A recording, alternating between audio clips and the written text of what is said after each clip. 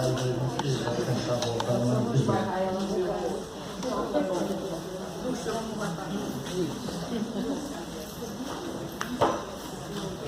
Bom, apesar da convivência de mais de 30 anos com o nosso queridíssimo Jorge Colli, né, ele participou já desde o primeiro ciclo, Sentidos da Paixão, né, uma trajetória incrível.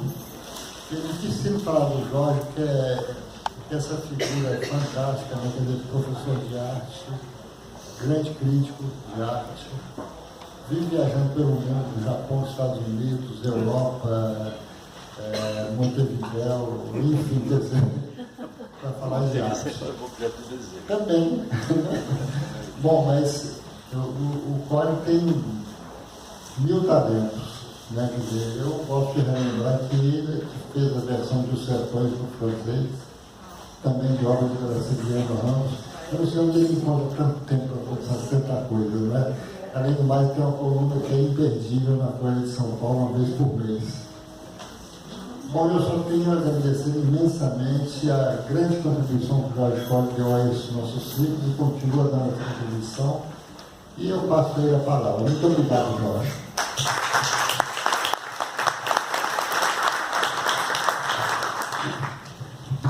Adalto, sou eu quem tem a agradecer a sua amizade, a sua generosidade em me convidar para este ciclo sempre.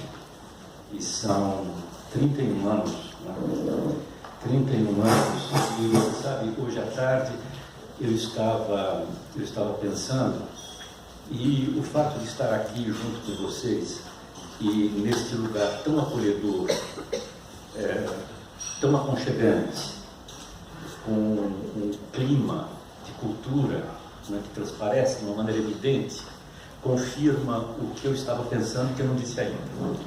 E que é o seguinte: eu estava pensando hoje à tarde, Adalto, na diferença que existe entre esse projeto extraordinário que você criou do ciclo, nos anos de 1980. Qual foi o primeiro ano? Foi o mesmo?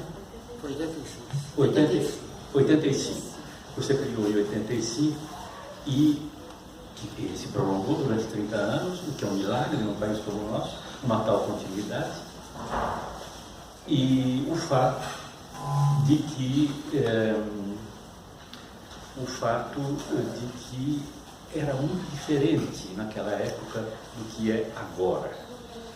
Naquela época, e certamente os mais jovens não devem se lembrar, mas nós lembramos, o projeto Badalto se inseria num entusiasmo em construir um país novo, em debater ideias, em refletir, em criar dimensões de cultura para um país que ia ser esplêndido, porque a ditadura havia acabado e a democracia ia começar.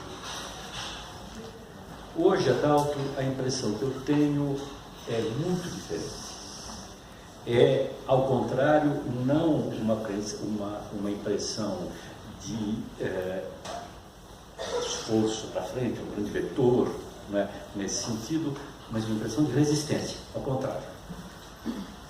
O seu ciclo de conferências se tornou um elemento de resistência num descalabro absoluto que nós estamos vivendo. E eu disse, não é, nós estamos aqui aconchegados, protegidos, nesta biblioteca, com esses livros, pessoas que querem refletir, pensar, que gostam das questões ligadas ao conhecimento. Somos um grupo que resiste, é um oásis. É muito diferente.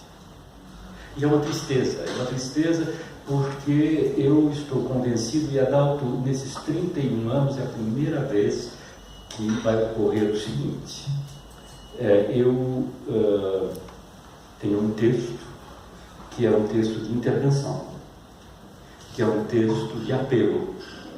Pela primeira vez eu estou fazendo isso, porque eu acredito que nós estamos vivendo o momento mais grave desde que a ditadura militar acabou. Nós estamos atravessando um período absolutamente assustador. No mundo inteiro, mas mais no Brasil. E era sobre isso que eu queria conversar com vocês. Eu quero começar pensando um pouquinho, antes de entrar nas questões mais recentes, pensando um pouco nas pinceladas gerais sobre as diferenças e a maneira de ver a história, contraste que existe entre a concepção de história, o modo de fazer história, que vai até o início do século XVIII, e a maneira como essa história é concebida a partir do século XVIII, durante o século XIX e durante o século XX.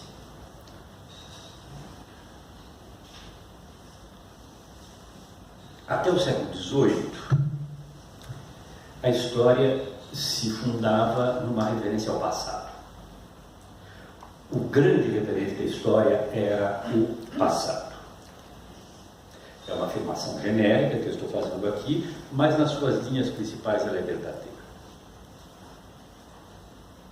Pensava-se o presente em relação a uma idade de ouro perdida, que era a antiguidade clássica.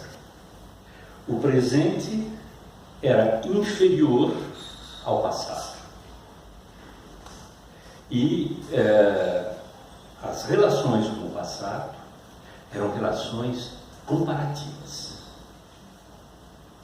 Eu gosto de uma terminologia de um grande pensador romeno chamado Mircea Eliade, que num livro que ele escreveu chama-se O Mito do Eterno Retorno.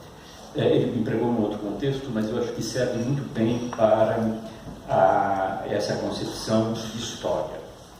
O presente era então concebido como um tempo fraco. Eu vivo esse presente, mas esse presente é inexpressivo. E a passado, a antiguidade clássica, era um tempo forte. Como é que eu faço para tornar este presente, tempo fraco, em tempo forte? Eu preciso fazer coisas, grandes feitos, grandes edifícios, que possam se igualar à grandeza da antiguidade.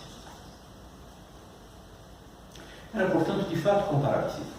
E a impressão que eu tenho é que as artes, nessa percepção da história, as artes funcionavam como um elevador. Eu estou no tempo fraco e crio, por ficção ou por verdade, um feito maravilhoso. Então as artes se encarregam de fixar esse feito, de maneira a projetá-lo no campo da antiguidade clássica. Vou dar um exemplo simples, né? Um grande condottiere dos mares, um grande guerreiro navegador genovês, Andrea Doria. Quando Bronzino vai pintar o retrato de Andrea Doria, ele pinta Andrea Doria como Netuno. Isso para nós seria ridículo. Mas está lá, Andrea Doria despido com tridente. Netuno. O rei Luís XIV na França era o rei Sol. Significa o quê? Significa Apolo. O rei tem o mesmo nível da mitologia clássica. Ele é um semideus. E ele está lá nos tetos pintados de Versalhes, cavalgando águias, voando nos céus. A arte funcionava assim. Eu me lembro, e me permito aqui compartilhar com vocês uma recordação de juventude.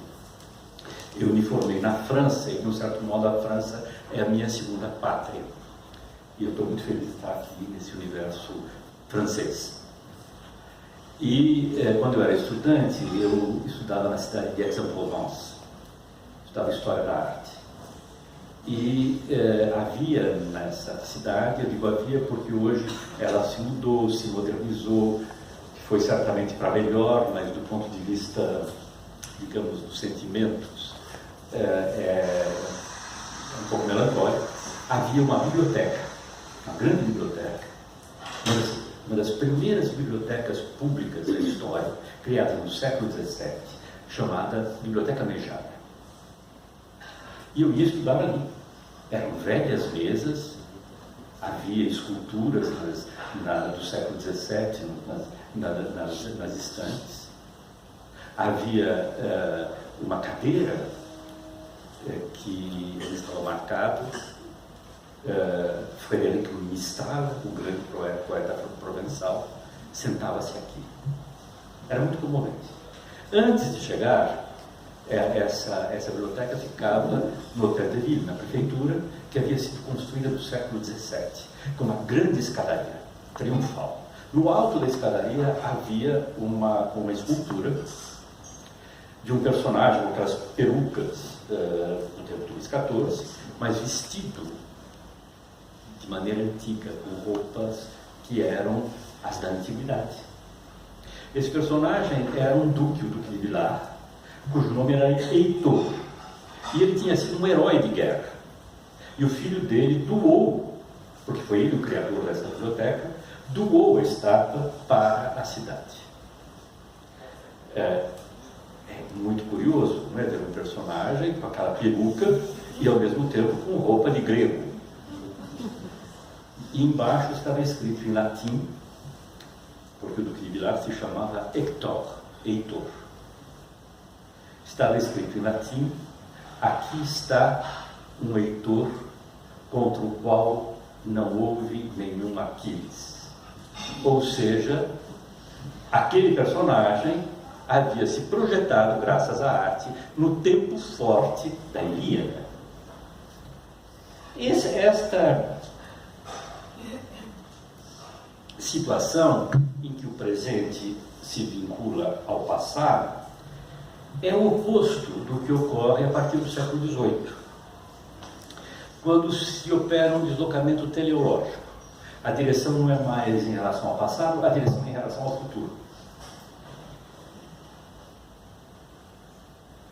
Nós continuamos sendo inferiores ao futuro,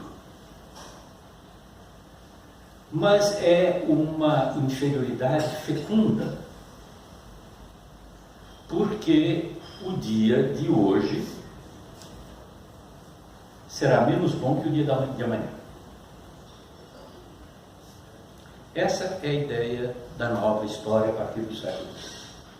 Por quê? Porque essa nova história está ligada a uma noção que já foi discutida tantas vezes nesse ciclo do Adalto, que é a noção de progresso. Amanhã nós vamos ser melhores do que hoje, porque nós vamos ter coisas melhores. É uma inferioridade otimista. Nós sonhamos, a escuridão pouco a pouco vai se dissipando e a humanidade vai atingir uma sonhada plenitude. É o grande sonho mesmo do iluminismo. O instrumento dessa reversão foi a utopia racional. A utopia racional auxiliada por sua aplicação concreta, que conduziu ao progresso científico e técnico. A aplicação concreta da utopia racional é essa. Está vinculada diretamente à ideia da sociedade industrial, das inovações tecnológicas. Essa ideia se baseia no princípio de que o mundo é caótico. Por que o mundo é caótico? Porque ele não é governado pela razão. Basta que a sua desordem seja corrigida por parâmetros racionais, e nós vamos ter uma humanidade bela e feliz. Por que amanhã é melhor do que hoje? Porque amanhã os parâmetros racionais serão mais fortes, mais dominantes. Que essa utopia racional tenha sido contradita por tantos tremendos fracassos, já assinalados aqui tantas vezes em várias palestras, inclusive em algumas das minhas palestras, isso não impediu a sua força de convicção. E uma força de convicção que se manteve até recentemente. A ideia de progresso era uma ideia essencial. Não é? Basta vocês procurarem, por exemplo, pensando nisso, porque eu tenho uma luta trabalhando sobre as comemorações do quarto centenário de São Paulo. A ideia era essa: a cidade que mais cresce no mundo, a cidade que mais progride no mundo. O progresso era tinha um caráter altamente positivo. Seus frutos surgiam, seus frutos tecnológicos surgiam palpáveis com o triunfo da sociedade industrial. Ocorre, porém, que esta utopia racional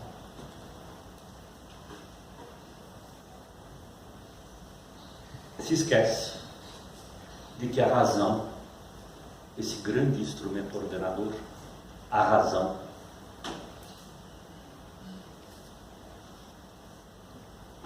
é simplificadora. A razão opera pelo desbaste autoritário. Ela consegue a harmonia, mas apenas por meio de constantes muito estritas. Perfeitamente eficazes no campo do conhecimento exato, mas incapazes de controlar a entropia das paixões humanas. Nós, sem dúvida, constatamos um extraordinário progresso técnico e científico. Mas o progresso humano se faz por caminhos infinitamente mais lentos, infinitamente mais tortuosos. E talvez o meu amigo Adalto, que é muito mais pessimista do que eu, diga que ele não se faz. Eu ainda acredito que ele pode se fazer. Eu gostaria de dar para vocês, para explicar melhor o que eu estou tentando dizer aqui, ler um trecho para vocês de um grande autor francês, que é Marcel Proust. Proust escreveu uma grande obra, uma longa obra, chamada Em Busca do Tempo Perdido. E nessa obra, Proust criou um personagem que é, de fato, o único personagem digno na obra inteira, que é pulula de personagens. Inclusive o narrador tem indignidades. Esse personagem não. É um grande personagem digno. Esse personagem é um judeu chamado Swann. Só que Swann, que é muito rico, que é aristocrata, ou antes, não é bem um aristocrata, ele está no nível dos aristocratas, ele dialoga com os aristocratas, cultíssimo, especialista em Vermeer, amador de pintura. Ele se apaixonou por uma mulher absolutamente indigna dele, Odette de Crécy. E Odette de Crécy era uma prostituta. Mais o livro vai avançando, mais nós descobrimos que todos os personagens masculinos acabaram na cama com a Odette.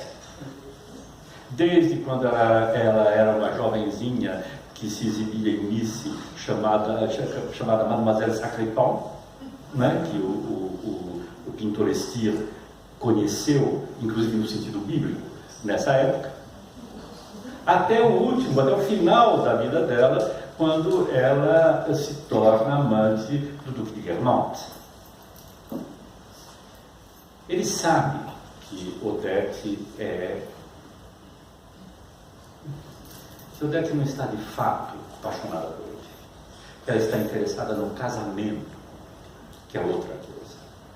E existe uma passagem que eu gosto muito e que eu trouxe para discutir essa questão da racionalidade.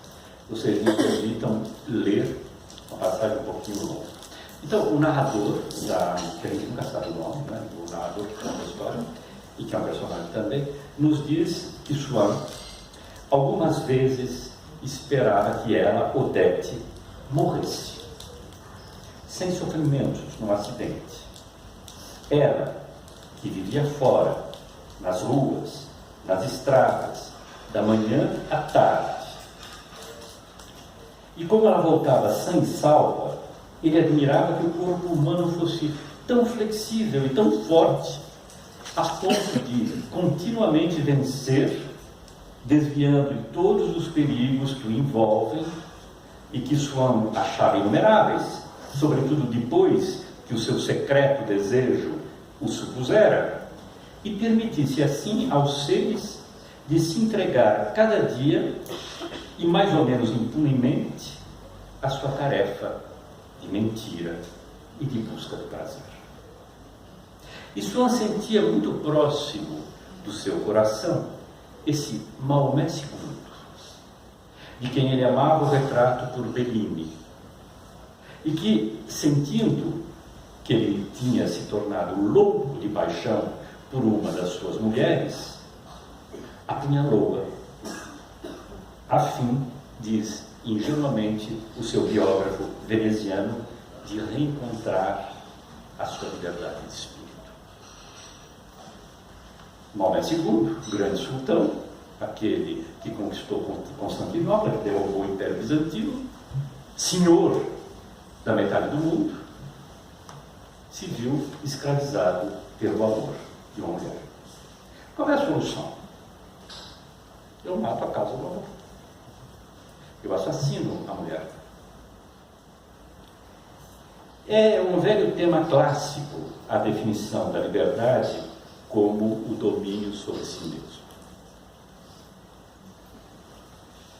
A palavra paixão se vincula etimologicamente a passivo. O apaixonado é aquele que sofre. Não apenas o sofrimento de dor moral, por ciúmes, ou o que quer que seja, mas o sofrimento no sentido de ser dominado por um outro, que causa esse sofrimento. O apaixonado é um ser dominado. Se as minhas paixões me dominam, para eu reconquistar a liberdade, esse é o grande tema da filosofia clássica, eu preciso me livrar das paixões. Então, rigorosamente, nós temos que aceitar que o ato de Maomé II, assassinando a mulher que ele amava, foi plenamente racional. Foi uma solução lógica.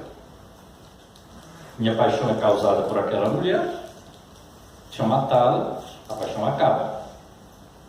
E aí eu estou livre e estou novamente senhor do meu espírito. O caráter abominável, desse caso individual, demonstra bem os limites do triunfo da razão. Os seus encadeamentos límpidos e implacáveis ignoram as dimensões de humanidade. Quando um general escolhe, dentro de um plano estratégico, quais os batalhões que ele deve sacrificar, eu devo mandar ali um batalhão. Eu sei que eles vão morrer todos, mas isso é necessário para que a guerra seja vencida. Ele não procede de outro modo, diferente do que fez o Maomé II. Eu não estou preocupado com as existências humanas, eu estou preocupado com o caráter essencial da guerra. No caso do Maomé II, a razão se torna instrumento do irracionalismo passional.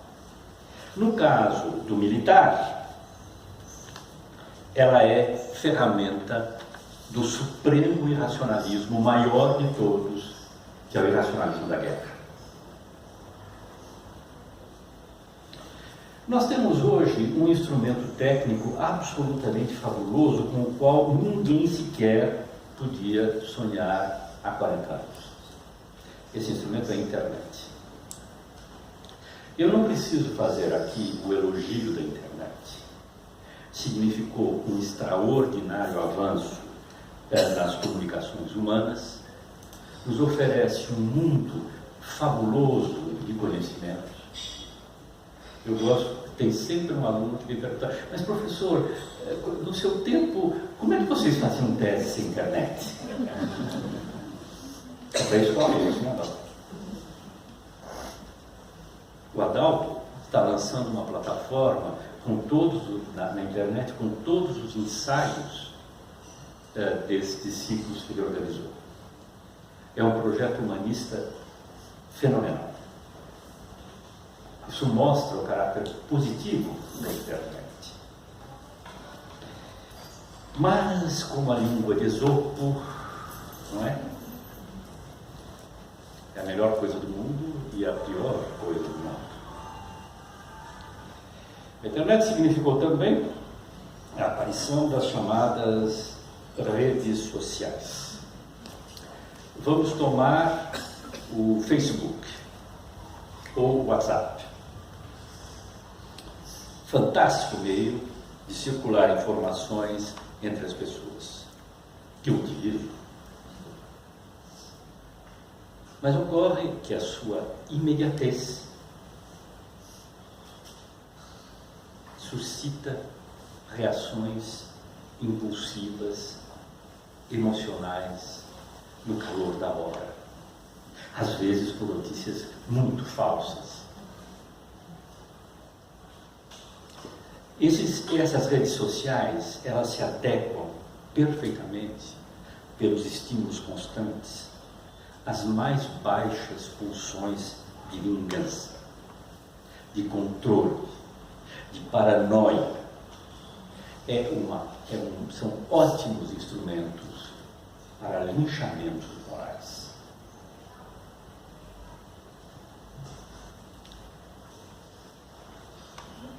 Ora, as pulsões brotam mais facilmente do que a reflexão e nos propulsam mais facilmente do que a reflexão. Não é? Nós, de vez em quando, cometemos um ato e depois, não precisa fazer isso. A reflexão vem depois. O Ajax, né, quando extermina os guerreiros troianos por causa da morte de Aquiles, ele diz, por que eu fui fazer isso?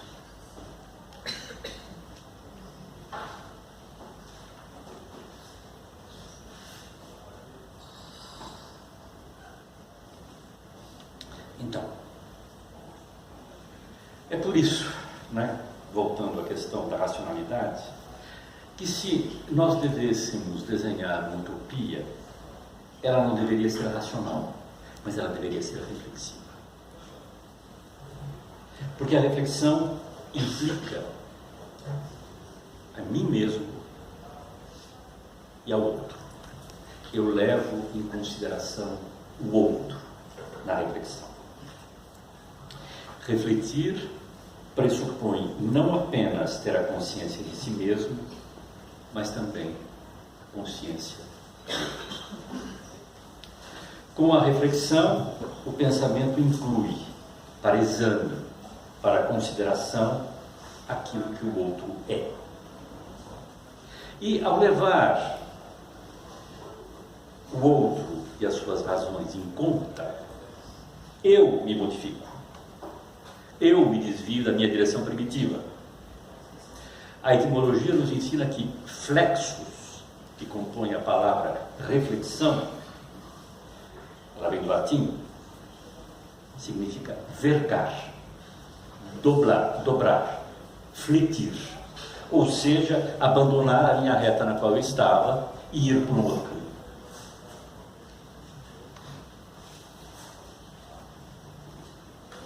A reflexão pertence ao domínio da consciência e do conceito. É um mundo de pensamento. Eu reflito, eu penso. Vou dar um exemplo. Se eu vivesse no século XVII, eu estaria convencido de que a Terra é fixa no centro do universo. No século XVII, todo mundo acreditava que a Terra era redonda, não é como hoje. Tem muita gente hoje que acredita que a Terra é plana. Eu não sei como é que esse tipo de imbecilidade invade o nosso tempo. Mas aí, eu acredito que a Terra é fixa, que o Sol gira em torno dela, que as estrelas giram em torno dela, que os planetas giram em torno dela. Mas aí vem um homem Galileu e traz para mim argumentos e provas contrários a esta ideia. Ele demonstra que os planetas giram em torno do Sol e que entre esses planetas está a Terra. Então eu reflito e, evidentemente, mudo a minha concepção. Porque se depois de conhecer as razões de Galileu eu me mantivesse na convicção anterior, eu estaria no erro. Existe, porém, um modo de reflexão que não é abstrato e que vai além das argumentações claras. Esse modo, bem mais complexo do que o primeiro, esse que eu acabei de descrever do Galileu, esse modo é proporcionado pela arte. A arte não estimula em nós apenas as faculdades racionais. Ela estimula as faculdades racionais, mas não apenas. Ela causa impactos, provocando modificações na nossa sensibilidade, nas nossas emoções. Ela atua de modo profundo em nosso cerne, em nossas entranhas, nas nossas contradições, nos nossos desejos, nos nossos medos. Nunca ela é simples, nunca ela é nítida. Ela pode ser bela, ela pode ser sinistra, ela pode ser sensual, ela pode ser atraente, repulsiva e muito mais. Ela ultrapassa sempre as intenções do artista.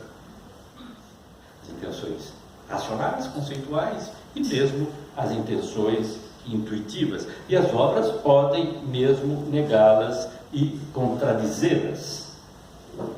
O Adalto mencionou aqui o trabalho que eu fiz sobre os sertões de Euclides da Cunha, que é um livro formidável, é um livro extraordinário. É uma das maiores produções da literatura universal, eu estou convencido. É um livro muito difícil e as pessoas têm receio de ler os sertões, porque é basado numa linguagem complexa. Falar em basado numa linguagem complexa, Adalto, vocês me permitam um parêntese. Você sabe que eu mandei um texto aí para um órgão da imprensa e eu escrevi são pessoas que entendem fazer tal coisa. O editor me mandou de volta dizendo o seguinte: eu acho que é um lapso, o senhor se enganou. Aí eu peguei a definição do dicionário Michaelis e mandei para ele dizendo: olha, entender em português quer dizer também decidir, ter a intenção de. Aí ele me respondeu: o senhor tem razão, mas eu acho que se eu puser decidir fica mais claro. Quer dizer,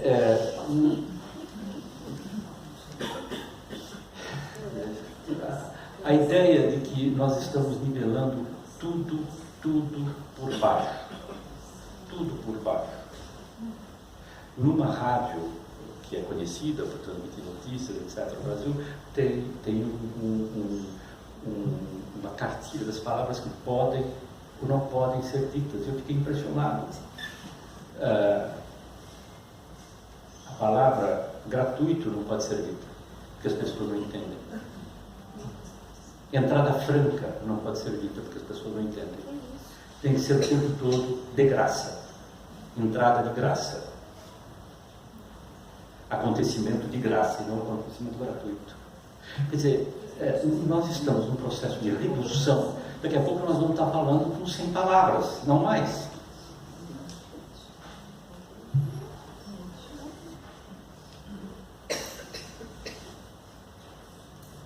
Eu estava falando do livro dos Sertões e eu quero convidar a todos, porque eu sei que a maioria não leu. Com certeza que a maioria. Eu quero convidar a todos a ler os Sertões. E se vocês me permitirem, embora eu goste demais da primeira parte, pulem a primeira parte. O livro é dividido em 3 partes: a terra, o homem e a luta. Comecem pela luta. Depois vocês veem o homem. E depois vocês veem a terra. Porque eu acho que aí fica mais fácil para entrar nos Sertões, que é de fato um grande livro. Mas por que eu estou falando dos Sertões? Porque o Euclides da Cunha vai para Canudos como como se diz, um enviado do jornal Estado de São Paulo, um jornalista. E ele vai para lá convencido de que ele sabe o que é a civilização, convencido de que ele sabe o que é a racionalidade e o progresso. E até o final, eu acredito que ele permaneça na sua consciência fiel às suas ideias, mas o livro não permanece. O livro modifica completamente a si mesmo. Houve um crítico francês, o Gilles Lacouche, no jornal Le Monde, que disse que era um livro que fazia o seu próprio alto da fé, que se queimava a si mesmo. Porque ele começa com essa ideia da racionalidade e ele termina descobrindo que a selvageria não está lá, não está lá em Canudos, está na civilização. Se alguém aqui leu Os Sertões, deve se lembrar desse final aterrador, que é o momento no qual, depois da morte do Antônio Conselheiro, se enterra o Antônio Conselheiro. Mas aí se diz, como é que nós vamos provar que nós matamos o Antônio Conselheiro? Então se desenterra o cadáver do Antônio Conselheiro e se tira o cadáver e corta a cabeça do Antônio Conselheiro para, diz o Euclides da Cunha, mandar para as multidões em festa da capital. A ideia de uma festa em torno de uma cabeça cortada é a evidência da barbárie. E isso não se passa no sertão da Bahia, isso se passa num lugar civilizado. Pois então, a arte tantas vezes nos choca. Nós abrigávamos um conjunto de sentimentos tranquilos, pacificados dentro de nós, e de repente uma obra vem perturbá-los. Nós então recusamos a obra. E nesse caso, nós permanecemos imóveis em nós mesmos. Ou nós aceitamos a obra. E aí, nós ampliamos os poderes compreensivos da nossa sensibilidade. Há mais ou menos 2.400 anos, os habitantes de uma ilha grega chamada Kos decidiram encomendar a um jovem e brilhante escultor que ia se tornar um dos maiores escultores de toda a história, chamado Praxíteles, uma estátua de Vênus para o templo de Vênus. O Praxíteles figura Vênus despida, preparando-se para o banho de purificação. E ele tomou-se conta como modelo uma cortesã muito célebre pela beleza, uma das mulheres de beleza mais célebres da história, que era Frinéia. Frinéia, que disse, era amante de Praxíteles. Ora, a escultura grega não tinha o hábito de figurar mulheres sem roupa, figurava só homens sem roupa. mulheres na Índia. E os sacerdotes da deusa recusaram a obra porque acharam escandalosa. Caso muito antigo, 2.400 anos, muito sério, de escândalo moralista. Mais lúcidos, os habitantes e os sacerdotes de Cnido compraram a estátua e puseram no templo de Vênus. E a estátua se impõe como obra-prima absoluta. Ela se torna uma atração turística da atividade. As pessoas iam para Cnido para ver a maravilhosa estátua de Praxíteles. O original desapareceu num incêndio em Constantinopla. Era um eunuco, em era cristã, era o imperador Teodósio II, e havia um eunuco chamado Lausos, muito rico, que era o chanceler do imperador do Império do Oriente, e que era apaixonado por obras de arte. É o primeiro colecionador de obras de arte no sentido de não dar a elas uma conotação religiosa. Ele colecionava obras de arte porque ele amava a arte, e ele tinha a Vênus de Praxíteles. O problema é que o seu palácio pegou fogo e a estátua foi destruída. Mas nós conhecemos perfeitamente a estátua porque ela foi um tal sucesso que foi a obra que conheceu mais réplicas de toda a antiguidade. Réplicas gregas, réplicas romanas, que chegaram até nós. Uma questão: a Vênus de Praxíteles era erótica? Era. Conta-se, é Plínio Antigo que conta, que um jovem grego, alucinado com a beleza daquela escultura, se fecha dentro do templo à noite para poder, como dizer, gozar solitariamente da estupenda beleza da deusa. E o guia, na antiguidade, que levava os visitantes para ver a deusa, mostrava uma mancha no mármore que teria sido causada pelo arroubo desse jovem grego. Eu não preciso aqui, Adalto, enumerar os escândalos sexuais ou não que as obras de arte provocaram, e nem seria possível contar todos. É o papel das obras de arte fazer isso. Assim como o conhecimento, a arte é subversiva. Nós sabemos que os regimes totalitários, os fundamentalismos religiosos, não gostam de inquietações que perturbem o pensamento público. Eles odeiam as contradições e eles odeiam as dúvidas. Por isso, eles controlam o conhecimento e submetem a arte à censura. Há 5 anos, numa conferência promovida sempre pela Adalto Novaes, no ciclo Mutações, o futuro não é mais o que era, eu denunciava o conservadorismo desses nossos novos tempos. Eu mostrava a origem do mundo de Courbet. E esse conservadorismo foi confirmado no momento mesmo em que eu falava, já que a transmissão da minha palestra de internet foi censurada. Não pela Adalto, mas pela Academia Brasileira de Letras, que não dava a minha palestra. E o projeto do Adalto, um grande ciclo que ele realizou dos libertinos, libertários, se ele realizasse esse ciclo de novo, nós estaríamos lutando com gente lá fora que iriam querer impedir essa nossa manifestação. Quando houve aquela censura e quando eu estava falando do conservadorismo, eu fui profeta e não gostaria de ter sido tão bom profeta.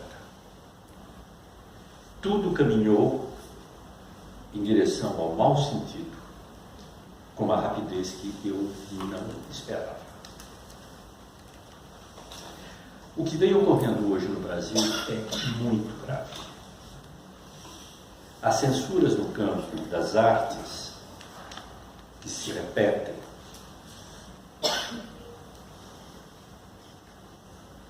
fazem parte de algo maior do que alguns episódios isolados. Pessoas que se recusam a pensar o outro, que se negam a atender o que lhes escapa, invadem museus em nome de um moralismo torpe. O MAN, em São Paulo, foi investido por uma horda de trogloditas.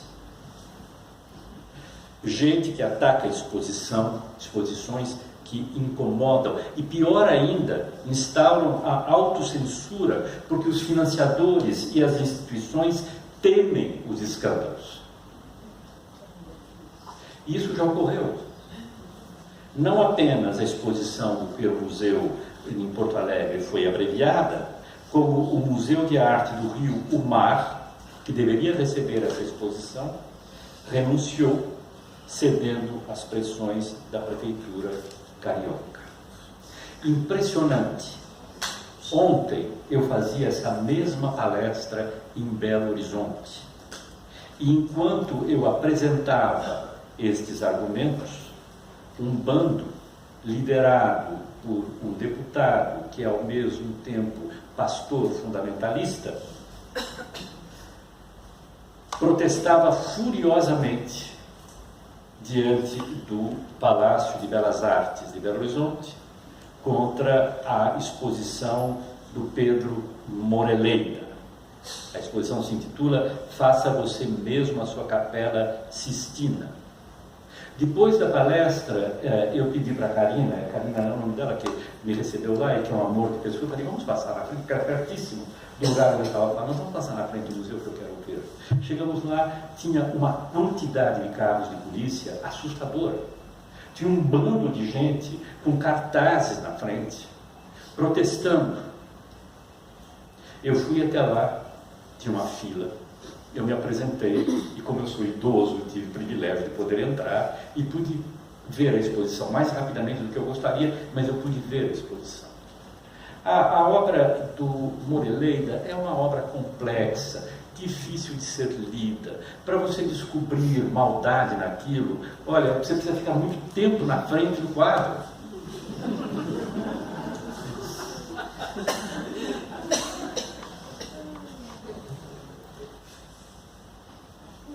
E ao mesmo tempo, o que é que ocorre?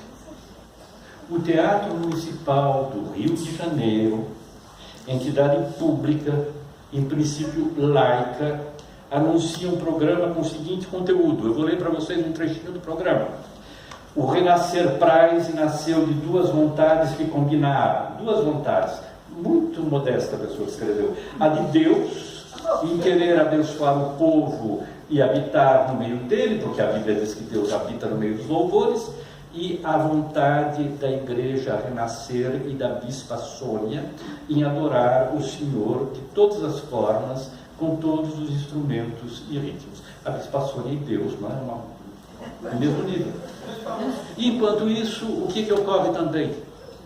O Ministério da Cultura não reconhece o ciclo da Dalto como sendo cultura. Isso que nós estamos fazendo aqui, vocês aqui, discutindo coisas da cultura, não é cultura. É muito grave. É absolutamente assustador. Em nome do moralismo e da fé, essas pessoas entendem eliminar a reflexão e neutralizar os poderes da arte. Quanto mais submissos nós formos, melhor para eles. Eles têm uma base política impressionante e um poder gigantesco. Poder que se acelerou de 2 anos para cá, com o caos político que nós vivemos, no meio da corrupção mais desenfreada. Eles utilizam os instintos conservadores primários para manipulações e alianças políticas que lhes permitem subir cada vez mais. Parece-me claro, se nada for feito, logo nós viveremos sob uma teocracia fundamentalista,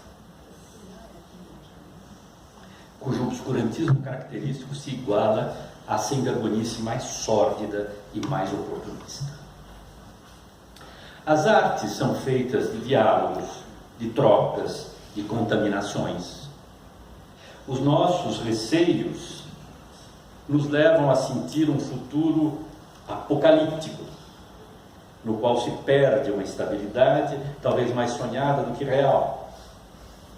Nós ganhamos, em troca, uma rede em que as comunicações são imediatas, em que as facilidades de deslocamento para todo o planeta são prodigiosas. Isso tudo deveria provocar fecundações extraordinárias nos processos de criação. Esperemos que isso ocorra. Ao mesmo tempo, assistimos nas últimas décadas a comportamentos coletivos intensamente regressivos, comportamentos cuja fúria irracional é propriamente espantosa. As questões históricas, ancestrais, da iconolatria, da iconoclastia, testemunham de quão dramáticas e nucleares a arte foi quando ela fere a inflexibilidade mental das pessoas. Elas continuam muito ativas.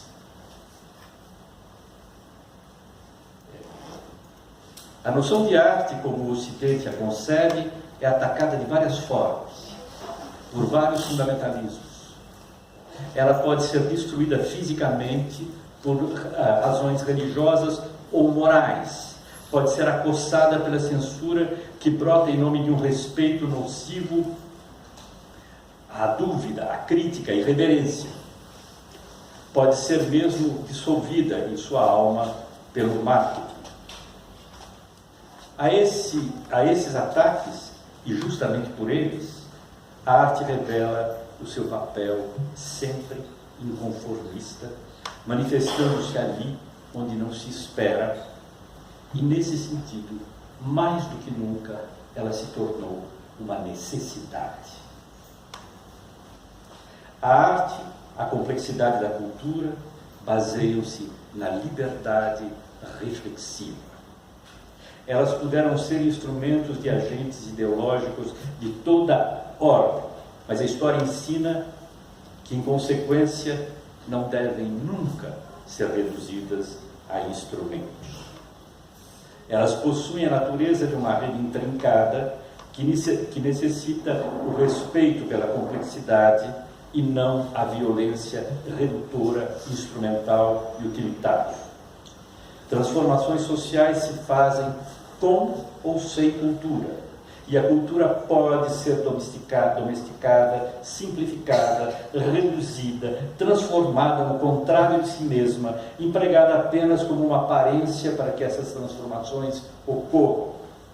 Existe aqui uma dimensão que é ética.